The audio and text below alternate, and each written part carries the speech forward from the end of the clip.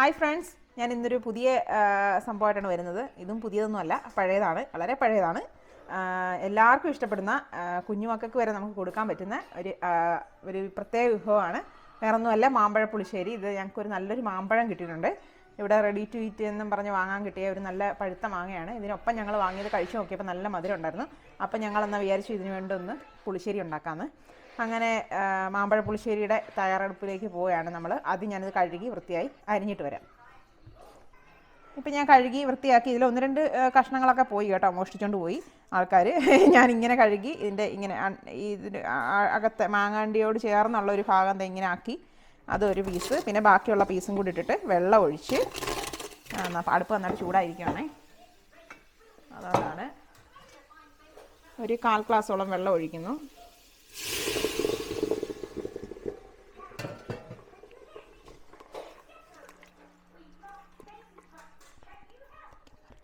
അങ്ങനെ മാമ്പഴം നമ്മൾ അരിഞ്ഞത് വെള്ളത്തിൽ ഇട്ടിട്ടുണ്ട്. ഞാനിപ്പോൾ ഒരു എളുപ്പ വഴിക്ക് ഞാനൊരു വിസിലടിക്കാൻ പോവുകയാണ്. വിസിലൊന്നും അടിക്കേണ്ട ശരിക്കും ആവശ്യമില്ല. ഒരു 10 മിനിറ്റ് ശരിക്കും പറഞ്ഞാൽ നന്നായിട്ടൊന്ന് തിളച്ച് കഴിഞ്ഞാൽ മാമ്പഴം വെന്ത് കിട്ടും. എന്നാലും ഞാൻ ഇന്ന് ജസ്റ്റ് പെട്ടെന്ന് എനിക്കൊന്ന് ഉടഞ്ഞു കിട്ടാനൊക്കെ വേണ്ടി ഞാനൊന്ന് വിസിലടിക്കാൻ പോവുകയാണ്. പിന്നെ എനിക്ക് ഈ കൂട്ടത്തിൽ നമ്മൾ ചേർക്കാനുള്ളത് കുറച്ച് കറിവേപ്പില, ഒരു പച്ചമുളക് ഇഷ്ടമനുസരിച്ച് ചേർക്കാം. പക്ഷേ ഞാനിപ്പോൾ ഒരു പച്ചമുളക് ചേർക്കുന്നുള്ളൂ. ഇവിടെ കുഞ്ഞുള്ളതുകൊണ്ട് ഞാൻ അവനോട് കൊടുക്കേണ്ടതായതുകൊണ്ട് കുറച്ച് ചേർക്കുന്നുള്ളൂ. പിന്നെ വേണ്ടത് കുറച്ച് മുളക് പൊടി, ഒരു 1/2 ടേബിൾ സ്പൂണോളം മുളക് പൊടി, പിന്നെ കുറച്ച് മഞ്ഞൾപ്പൊടി, ഒരു 2-3 പിഞ്ച് മഞ്ഞൾപ്പൊടി മതി. കാരണം നമുക്ക് ഇതിൻ്റെ കൂട്ടത്തിൽ അരയ്ക്കുന്നപ്പം നമുക്ക് ബാക്കി മഞ്ഞൾപ്പൊടി ചേർക്കാം. ഇത്ര ആയിട്ടാണ്. പിന്നെ വേണമെങ്കിൽ കുറച്ച് ഉപ്പും കൂടെ ചേർക്കാം. ഉപ്പും കൂടെ ചേർത്ത്, അല്ലെങ്കിൽ ഉപ്പ് ലാസ്റ്റ് ചേർത്താലും മതി, കുഴപ്പമൊന്നുമില്ല. ഉപ്പും കൂടെ ചേർത്ത് നമ്മളിന്ന് അടച്ച് വെച്ച് ഒരു വിസിലടുപ്പിക്കണം. അപ്പോൾ ഇതിൻ്റെ അരപ്പ് റെഡിയാക്കാൻ പോവാണേ. അപ്പോൾ അതിനകത്ത് ഒരു അരമുറി തേങ്ങയുണ്ട്. ഇതിൻ്റെ ഒരു പകുതിയോളം തേങ്ങ എടുക്കുന്നുണ്ട് അരപ്പ് റെഡിയാക്കാൻ. ഞാനിപ്പോൾ ഇന്ന് ചെറുതായിട്ട് കഷ്ണിച്ചെടുത്തിട്ട് വരാം, എന്നിട്ട് ബാക്കി ഞാൻ കാണിച്ചു തരാം എന്തൊക്കെയാണ് അതിൽ ചേർക്കുന്നതെന്ന്. അങ്ങനെ നമ്മൾ അതിലേക്ക് ചേർക്കാനുള്ള അരപ്പ് റെഡിയാക്കുവാണേ. നമുക്ക് മാമ്പഴ പുളിശ്ശേരിക്ക് ചേർക്കാനുള്ള ഇപ്പോൾ തേങ്ങയുണ്ട്. അതിൽ സവോള ഞാനൊരു അര മുറിയുടെ, ഈ ഒരു ഒരു മീഡിയം സൈസ് സവോളയുടെ ഒരു അരമുറിയോളം ഞാൻ സവോള ഇട്ടിട്ടുണ്ട്. കാരണം എനിക്ക് ഉള്ളി ഇല്ലാത്തതുകൊണ്ട്. ഇല്ലെങ്കിൽ ശരിക്കും 2-3 ഉള്ളി ഇട്ടാൽ മതി തേങ്ങ അരയ്ക്കുന്നപ്പം. പിന്നെ ഒരു ചെറിയ 2-3 പിഞ്ച് മഞ്ഞൾപ്പൊടി, ഇത്ര ഇട്ട് ഈ കൂട്ടത്തിൽ ഒരു ലേശം ജീരകം കൂടെ ഇടണം. എനിക്കിപ്പോൾ ഇവിടെ മാമ്പഴ പുളിശ്ശേരിക്ക് ഒരു വിസിൽ വന്നു. ഞാൻ ഓഫ് ചെയ്യുകയാണ്. ശരിക്കും മാമ്പഴം വെന്തിട്ടുണ്ടായിരിക്കും. ഉള്ളും ജീരകം കൂടെ ഞാൻ ഇടുവാണ് ഈ കൂട്ടത്തിലെ. 2 നുള്ളു മതി, ഇതിൻ്റെ ആവശ്യമുള്ളൂ. എന്നിട്ട് നമ്മൾ നന്നായിട്ടൊന്ന് അരച്ചെടുത്തിട്ട് വരാം. ഇത് നമുക്ക് ഒഴിക്കാനുള്ള മാമ്പഴ പുളിശ്ശേരിക്കുള്ള മോര് റെഡിയാക്കുവാണേ. മോര് നമ്മൾ കുറേശ്ശെ വെള്ളം ഒഴിച്ച് നന്നായിട്ട് ഇങ്ങനെ അടിച്ചെടുത്ത് അതിൻ്റെ ഒരു പരുവത്തിൽ നമ്മൾ റെഡിയാക്കി വെക്കണം നേരത്തെ തന്നെ.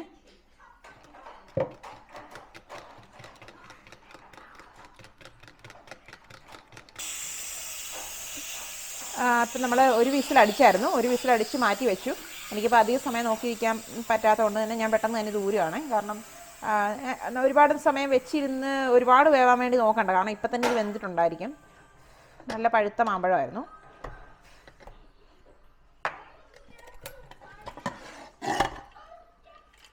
ഇത് കണ്ടോ നല്ലതായിട്ട് വെന്ത് ഉടഞ്ഞിരിക്കുകയാണ്. ഇപ്പോൾ അതേ നമുക്ക് തൊടുമ്പോൾ തന്നെ നമുക്ക് മനസ്സിലാകും. ഇതേ കണ്ടോ, ഇപ്പോൾ കാണുമ്പോൾ തന്നെ മനസ്സിലാകും, തൊടേണ്ട ആവശ്യമില്ല. കണ്ടോ, നല്ല പഴുത്തുടഞ്ഞിരിക്കുന്ന കഷ്ണങ്ങളാണ്. ഇനിയിപ്പോൾ ഇതിനെ പ്രത്യേകിച്ചൊന്നും ചെയ്യണ്ട. ഇതിനകത്തേക്ക് നമുക്കങ്ങ് കൂട്ട് ചേർത്ത് ഒരു ചെറിയ തിള കൊടുക്കാം. കൂട്ട് ഞാനിപ്പോൾ ഇത് അരച്ചെടുത്തിട്ടുണ്ട്. ഞാനിപ്പോൾ പറഞ്ഞത്ര ഐറ്റങ്ങൾ വെച്ച് നമ്മൾ കൂട്ട് റെഡിയാക്കിയിട്ടുണ്ട്. ഇനി കൂട്ട് ഇതിലേക്ക് ചേർത്ത് തിളപ്പിക്കാം. ഇതിനകത്ത് വെള്ളം ഒഴിച്ച് കംപ്ലീറ്റ് അരപ്പ് ഇതിലേക്ക് ഇട്ട് ഒന്ന് തിളച്ചു.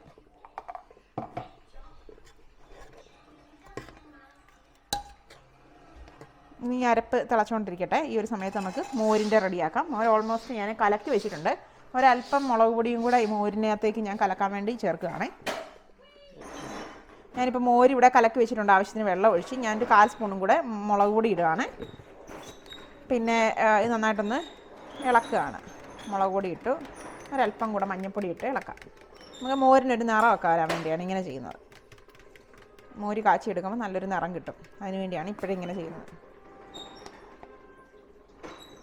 ഒരു 2 നുള്ളോളം മതി മഞ്ഞൾപ്പൊടി. നമ്മൾ ഓൾറെഡി മഞ്ഞൾപ്പൊടി ചേർത്താണ് അരപ്പ് റെഡിയാക്കിയിരിക്കുന്നത്. അതുകൊണ്ടാണ് ഇങ്ങനെ ചെയ്യുന്നത്.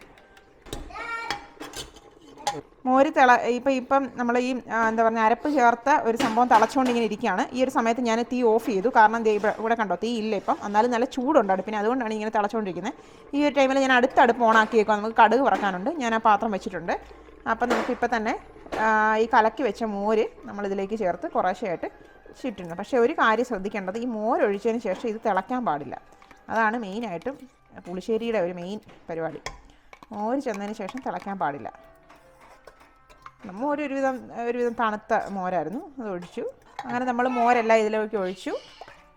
ഇവിടെ എനിക്ക് തൈരായിരുന്നു ഉണ്ടായിരുന്നത്, ഞാനത് കുറേശ്ശെ വെള്ളം ഒഴിച്ച് മോര് കൺസിസ്റ്റൻസിയിലാക്കി എടുത്തായിരുന്നു കേട്ടോ ഞാനിപ്പോൾ ഒഴിച്ചത്. അപ്പം ഇപ്പോൾ ഒഴിച്ചു. ഇതേ നമുക്ക് മാമ്പഴ പുളിശ്ശേരിയുടെ കറക്റ്റ് പരുവമായിട്ടുണ്ട് കേട്ടോ, അതേ വലിപ്പത്തിൽ എത്തി. നമുക്കിപ്പോൾ ഇപ്പുറത്ത് അടുപ്പിൽ നമുക്ക് എണ്ണ ചൂടായിരിക്കുകയാണ്. എണ്ണയല്ല, പാത്രം ചൂടായിരിക്കുകയാണ്. ഞാനിപ്പോൾ എണ്ണ ഒഴിക്കുകയാണ്. കടുക് വറുത്തൊഴിക്കണം നമുക്കിതിലേക്ക്. കുറച്ച് എണ്ണ ഒഴിച്ചു. പിന്നെ ചൂടായി. ഈ ഒരു സമയത്ത് കടുക് ഇടുന്നു. ഒപ്പം തന്നെ ഉലുവ ഇടുന്നു. ഉലുവ ഒരു 1/4 സ്പൂണോളം,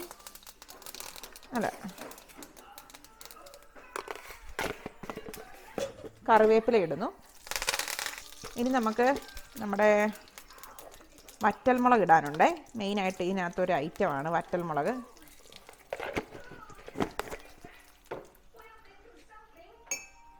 വറ്റൽമുളകിൻ്റെ ഒരു ഭാഗം ഇങ്ങനെ ഒന്ന് മൂത്ത് കഴിയുമ്പോൾ ഇപ്പുറത്തെ ഭാഗം കൂടെ മൂപ്പിക്കാനിടുക.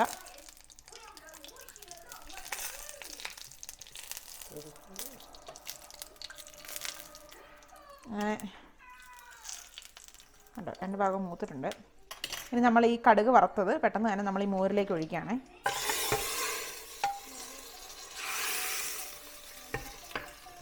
മോരിലേക്ക് ഒഴിക്കുകയാണ്.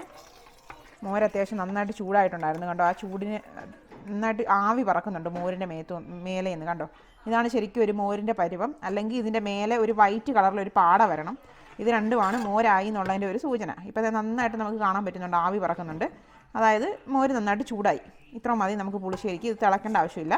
നമ്മൾ ഓൾറെഡി തീ ഓഫ് ചെയ്തിരിക്കുകയാണല്ലോ. പക്ഷേ ഇപ്പോഴും ഇതിന് നല്ല ചൂടുണ്ട് അടുപ്പിന്. അടുപ്പ് ഒരു 5 മിനിറ്റ് അല്ലെ 10 മിനിറ്റ് കൂടെ പിന്നെയും നല്ല ചൂടിൽ തന്നെ ഇരിക്കുന്ന ഒരു അടുപ്പാണ് ഞങ്ങളുടേത്.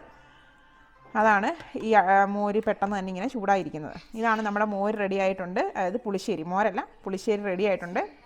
മാമ്പഴ പുളിശ്ശേരിയാണ്. ഉപ്പിട്ടിട്ടില്ല നമ്മൾ, ഇപ്പോൾ ആവശ്യത്തിന് പോരാ. ഇപ്പം നമ്മൾ ഒരു നല്ല രീതിയിൽ ഉപ്പിടാം. പുളിയും മധുരവും എല്ലാം ഇടകലർന്ന നല്ലൊരു കറിയാണിത്. കുഞ്ഞുങ്ങൾക്കും ഇഷ്ടപ്പെടും, വലിയവർക്കും ഇഷ്ടപ്പെടും. ഒരുപോലെ സ്വാദോടെ കഴിക്കാൻ പറ്റുന്ന ഒരു കറിയാണ്. എല്ലാവർക്കും ഒരേപോലെ ഇഷ്ടപ്പെടുന്ന ഒരു കറി. അപ്പോൾ ഇപ്പോൾ കറക്റ്റാണ്. നല്ലൊരു കറിയാണ്. പെട്ടെന്ന് തന്നെ ചോറിനാം കേട്ടോ, ചൂടോടെ തന്നെ. അതുകണക്ക് തന്നെ 1 ദിവസം 2 ദിവസമൊക്കെ നമുക്ക് പുറത്തും വെക്കാവുന്നതാണ്. ഈ എന്താ പറയുക, തേങ്ങ അരച്ച് ചേർത്തു എന്നൊക്കെ ഒന്ന് വെച്ചൊന്നും മാമ്പഴ പുളിശ്ശേരിക്ക് വലിയ കോട്ടമൊന്നും തട്ടില്ല. പിന്നെ ചൂടൊക്കെ ഉള്ള കാലാവസ്ഥയൊക്കെ ഉള്ള സ്ഥലങ്ങളിലാണെങ്കിൽ കുറച്ചും വേണം ഫ്രിഡ്ജിലൊക്കെ വെക്കാം. 1 ദിവസം കഴിയുമ്പോൾ ട്രൈ ചെയ്യണം. എന്താ പറയുക, പഴമക്കാരുടെയും പുതിയ ആൾക്കാർക്കും ഒക്കെ ഇഷ്ടപ്പെടുന്ന ഒരു നല്ലൊരു ടേസ്റ്റാണ് ഇതിന്. എന്തായാലും ട്രൈ ചെയ്യുക, അഭിപ്രായം അറിയിക്കുക. ഞങ്ങളുടെ ചാനൽ സബ്സ്ക്രൈബ് ചെയ്തേക്കണേ. നോട്ടിഫിക്കേഷൻ ഐക്കണിലൊന്ന് അമർത്തിയേക്കണം, ബെല്ലൈക്കണിൽ അമർത്തണം. അപ്പോൾ നോട്ടിഫിക്കേഷൻ കിട്ടുന്നതായിരിക്കും. Thank you so much for watching our channel.